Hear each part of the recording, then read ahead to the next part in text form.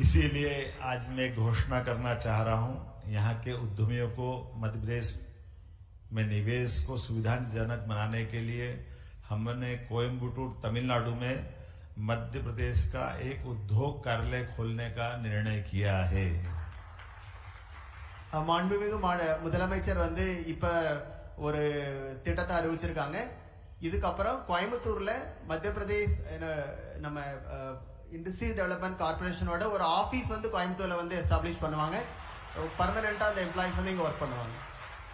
हमारा कोयम्बटूर कार्यालय मध्य प्रदेश और तमिलनाडु में बीच में व्यापार व्यवसाय बढ़ाने का सेतु का काम करेगा।